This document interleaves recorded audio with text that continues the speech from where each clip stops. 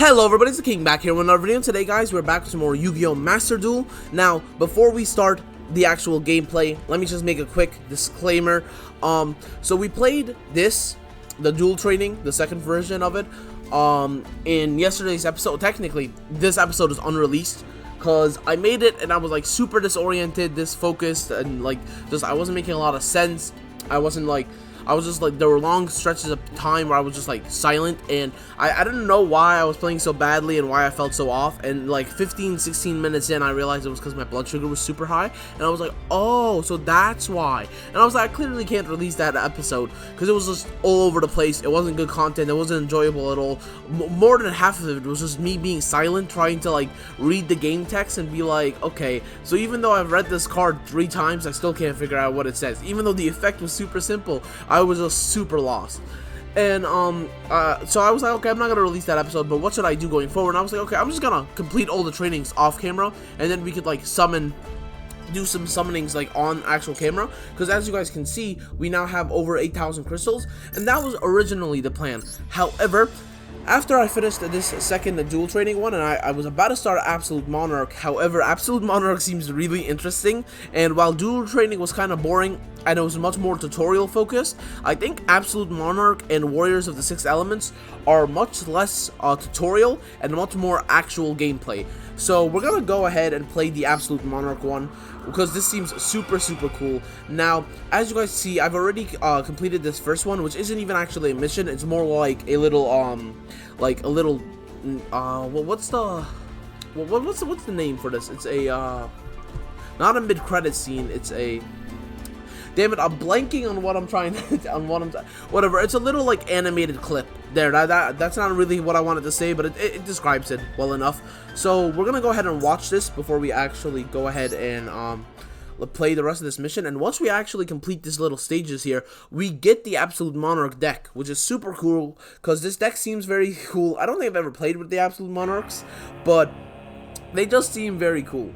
Some beings embodied the concept of destruction. Their dignified appearance and behavior were like those of monarchs. No one knew for what purpose the monarchs sought the destruction of the world. They wielded their paranormal powers and reduced everything in their sight to nothingness. Thunder booms before them, and trees turned brittle. They boil the mountains and crack the earth. They conjure storms and submerge all into unfathomable darkness. The world seeped into turmoil and rage, subsumed by violence. And when there was nothing more to destroy, they moved on to the next land, searching for further destruction. Like I said, this was so, I don't know why, this was so badass for me. I was like, okay, we gotta play this. We gotta play this on camera, because these monarchs just seem so cool. I love cards that have like an actual lore to them, you know what I mean? Like, I think maybe that's why I loved the Galaxy Eyes Photon Dragons so much, because Kite from the anime is why I love that deck so much, you know what I mean? Before, like, even though I knew the cards existed, before I got to that part in the anime, I just didn't care about them whatsoever. But after seeing Kite more and more in the anime, I fell in love with that, like, deck more and more. I love cards that have, like, a lore to them, you know what I mean? Like, the Egyptian God cards were so cool back in the day, and even now, even though they're not as useful, I still sometimes like playing an Egyptian God card, like, deck. Although, again, it's not the best, it's fun. All that witnessed the great destruction shudder in fear. It is the fate of any unfortunate enough to be in their path to disappear in an instant. And among the destroyers of this world, there is an alpha. It is overwhelming power and intimidation. Bro, see, so when I talk casually like this, you guys can tell I don't have as much of an accent. I don't have as much of like a problem over-enunciating my words and stuff like that.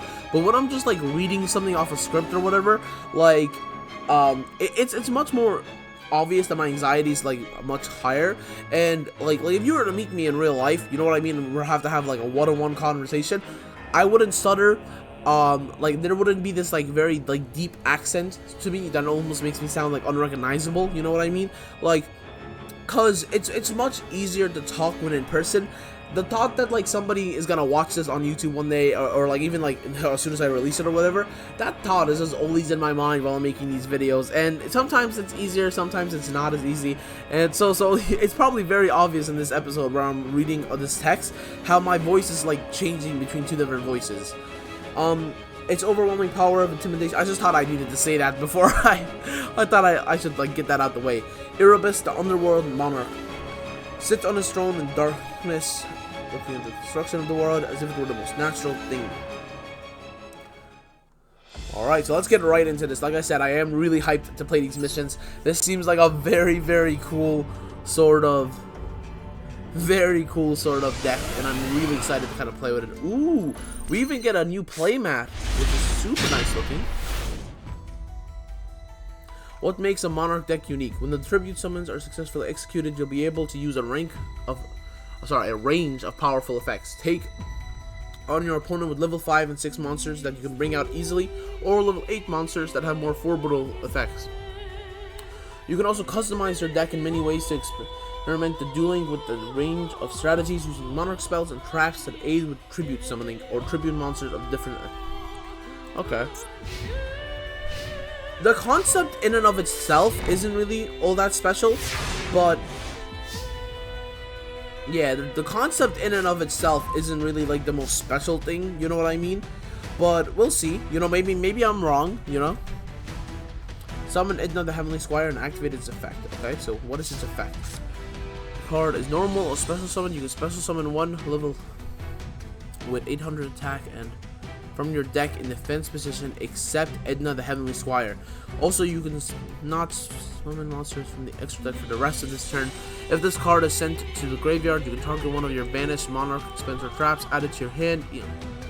Okay, see this up here, I don't know if I can actually, no, I can't highlight the text, but this special summon one monster with 800 attack and 1000 defense is highly specific. I'm guessing it's very difficult to mix cards in here into this kind of deck that if they're not like Monarch themed. Just what I'm assuming. You can perform an extra tribute summon this turn because of Edna's the Underworld Squire's effect. Yeah, see? Okay. I can kind of tell how this turn, okay.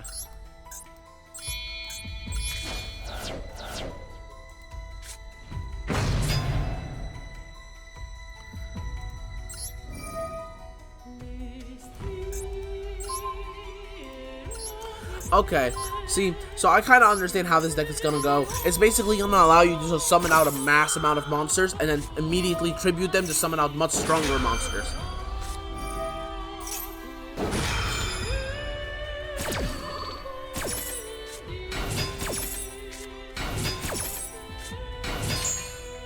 Yeah, I was about to say, don't I destroy them all anyway?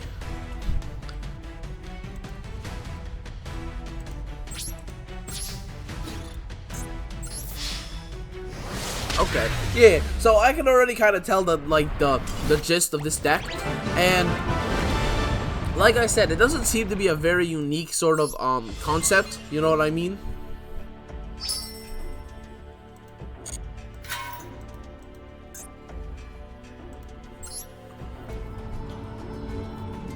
Like, this is kind of the concept that a lot of more popular mainstream decks kind of use. Summon out a lot of monsters and then get them off the field for something stronger. Now, the only really difference is how you're going to get them off the field. You're either going to Xyz summon, you're going to Link summon, but a lot of these still kind of feature summoning a lot of monsters and then getting them, like, tributing or just kind of sacrificing them to get something stronger. The only difference is that, from what I see so far, this deck doesn't rely heavily or at all on the extra deck. It's more so focusing on actual monsters inside of your main deck to be tributed. At the very least, that's what I'm assuming. Alright, now here we have free range control. It's not tutorial mode anymore. We can kind of do whatever we want here. Let's read through our cards, make sure we understand what they're doing. If you would tribute a monster for a tribute summon, you can tribute one monster your opponent controls even though it's not. Oh, okay. That's actually cool. In your hand, or add a Monarch spell trap from your deck to your hand except Tenacity of the Monarchs. Okay.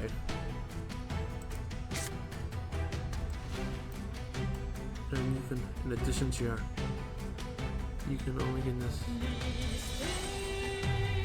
Okay. So what does this do? Okay, so let's do that first. Let's activate reinforcement.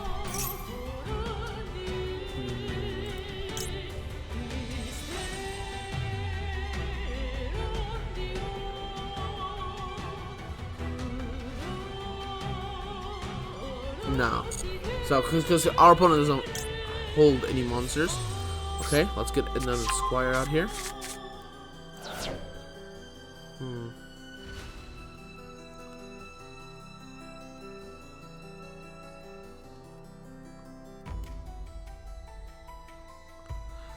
Okay. Tribute summon one monster and make sure. Okay.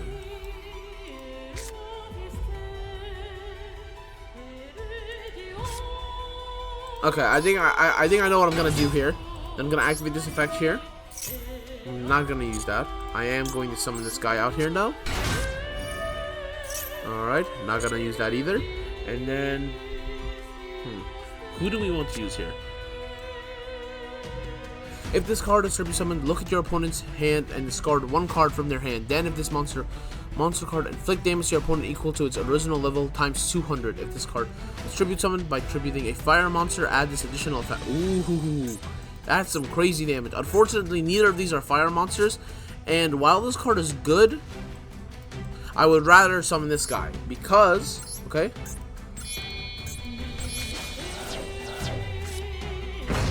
because this will allow us to get rid of these cards here. There we go. And then I want to use this one, Tenacity of the Monarch. I'm gonna target this guy in our hand here so you can see it. And then it's gonna allow me to pick.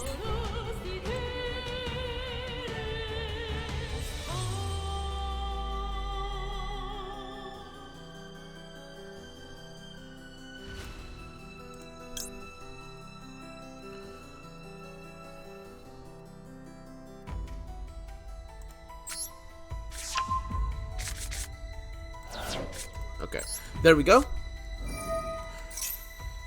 This is gonna make sure that we don't have to worry about our monsters getting destroyed here. Because the problem with tribute summoning, right, is that you know immediately as soon as you tribute summon a monster, your opponent's gonna get rid of it with some kind of effect. At least that's what I would do. I would immediately just get that guy off the field. And then in that case, you've wasted 3 cards. You've not only wasted the two monsters used to tribute, but you've also wasted the actual tribute. And now you have nothing in your field anymore. Because it's not easy tribute summoning monsters. So, unfortunately, they still have not summoned a monster here, which is really kind of annoying.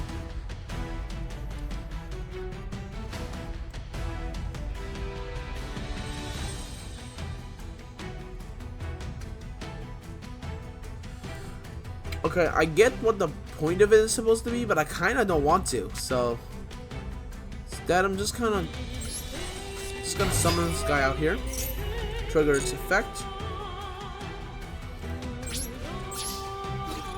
I'm gonna leave this guy here. Okay, I'm not worried about him being destroyed by effects because of March of the Monarchs, so I'm kind of cool here. And I'm leaving this guy in attack position instead of setting him down, because I'm gonna bait my opponent into summoning a monster card here. It might not always work, but I am playing against an AI, so during your opponent's main phase, if this card is in your hand, you can banish one from the graveyard and immediately tribute summon this. Ooh, yeah, absolutely activate this. Alright.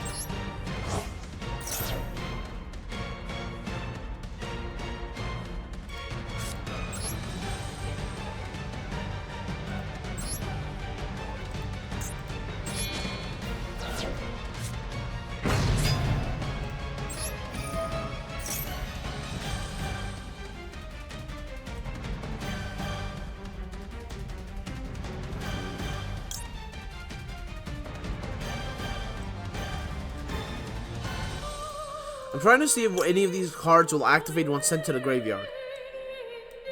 Because I know some cards do that. Some cards can only really be used when they're in the graveyard, or some cards have like a much better effect when they're in the graveyard.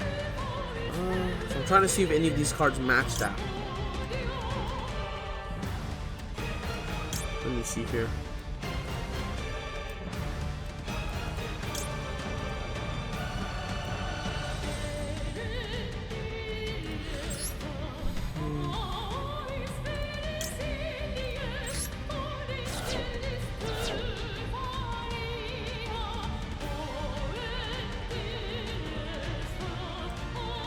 I know I don't have to be as focused about this, just because this card is so significant.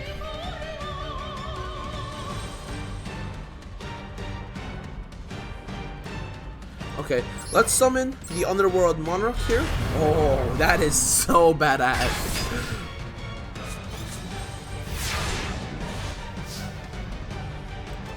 Okay. Who the hell is this guy?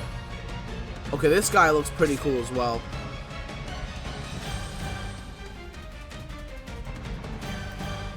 Okay, so let's summon out this guy, triggering his effect, tribute him, summon him out. Oh, so cool. And then we're also going to activate the effect here. Just get rid of these cards. Let's just select any random card here.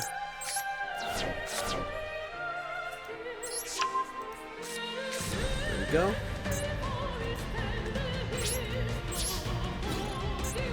Alright, there we go. We could have done that way less, in a way less complex way. I'm not even going to hold you. We absolutely could have won this match by taking it much easier. However, I am trying to better understand this deck, so I am kind of going on the more extravagant routes of winning this. Alright, so let's first get this actual deck. There we go, by finally clearing this out here. Body the very concept of destruction continue.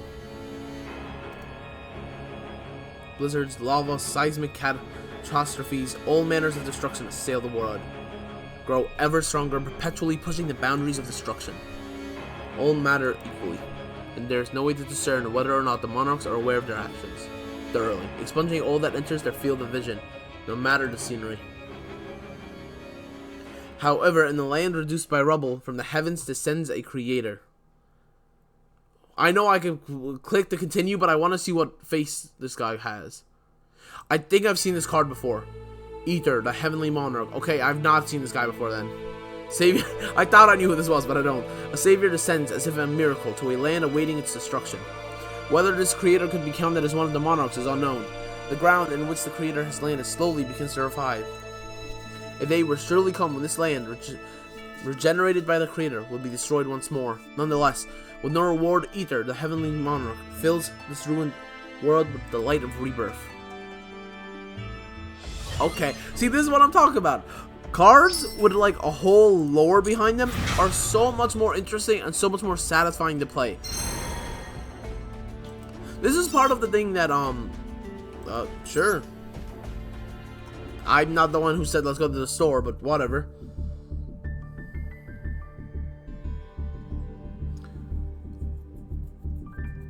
Okay, so secret pack, supernatural elements.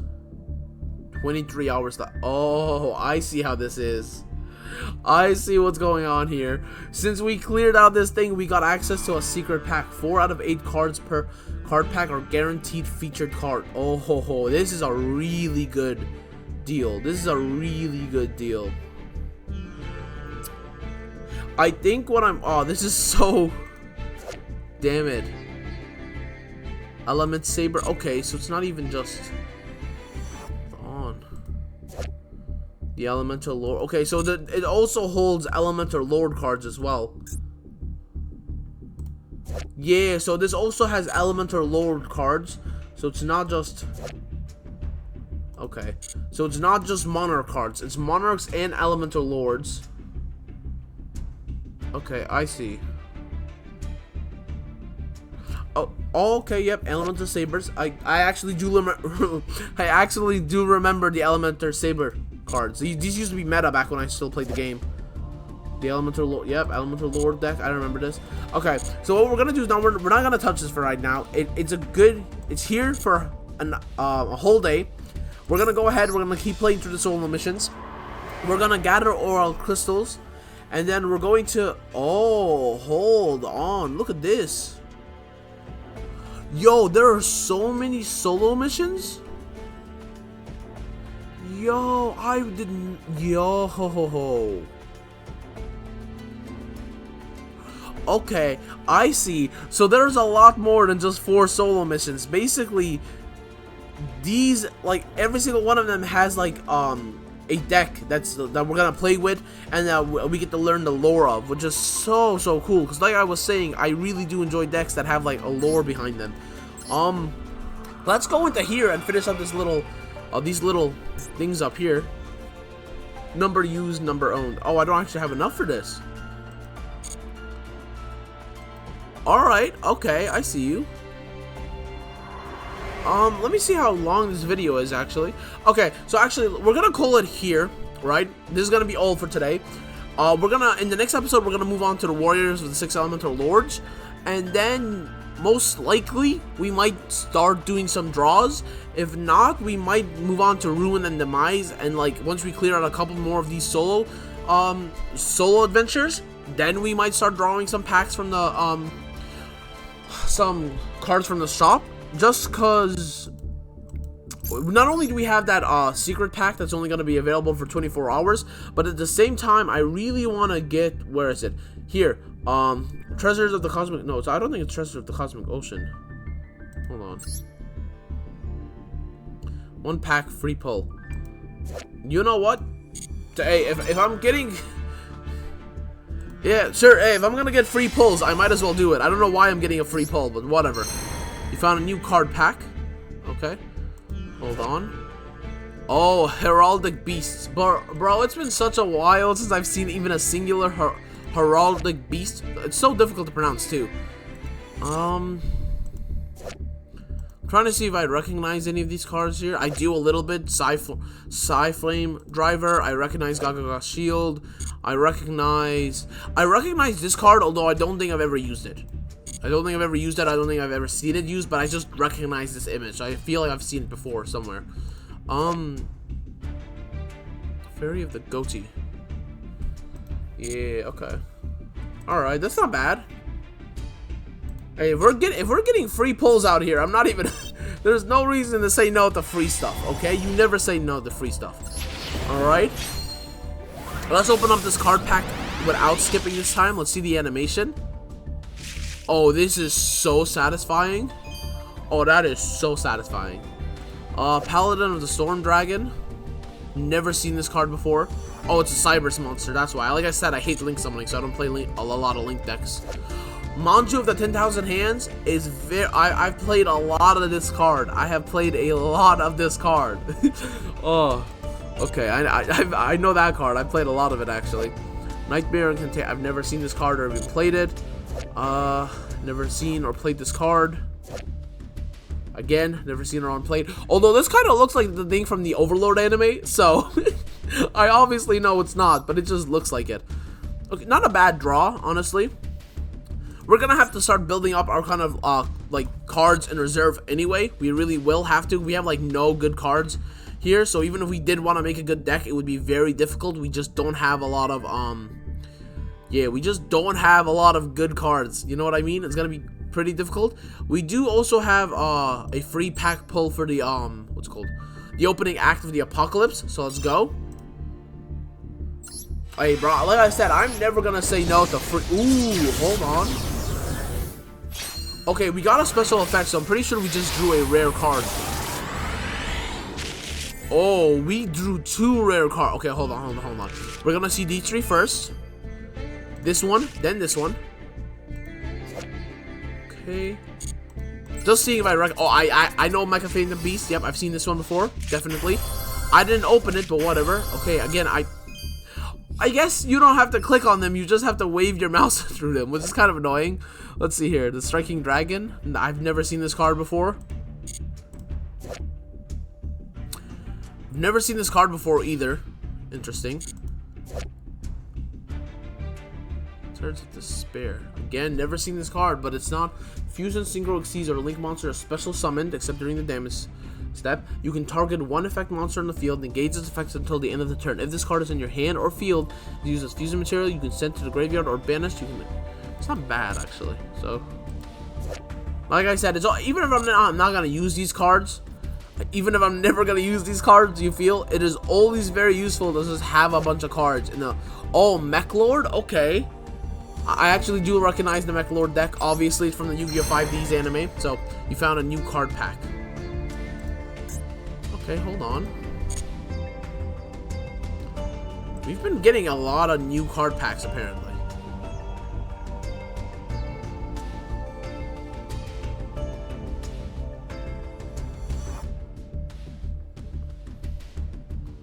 And yeah, you still have some. Okay, I know I dragged this on more than I originally intended to. I did not mean to do so. However, I just kept finding more and more free pulls, and obviously, if they're free, I'm going to take them. You feel me? But yeah, so this Galactic Evolution only has 4 days left, so we're farming up as many crystals as we can to get as many of cards in here as possible. Because I want my main deck I want to run is gonna be a Galaxy Eyes slash like Photon slash Tachyon deck. You know what I mean? It's going to be mostly a Galaxy card, like a Galaxy type deck. That's what I want to run. And there's a lot of good Galaxy and Photon and Tachyon cards in here, as well as some cards that I've never seen before. However, I'm assuming that they've been introduced into like the Galaxy deck to make it more meta. For example, this card I've never even seen before. This card again, I actually no, I definitely don't think that's yeah, this is a purely, yeah, never mind. This is definitely not a Galaxy card, but now, there's a lot of cards in here that I need, basically, so that's where most of our pulls are going to come from. But, yeah, so that's going to be all for today, guys. I hope you did enjoy. If you did, please hit the like button. Also, comment down below if you want to speak to me or your fellow viewers. I hope you've all had a wonderful day. If you haven't, I hope it turns into a great and wonderful day, and I will see you all tomorrow. See you, everyone.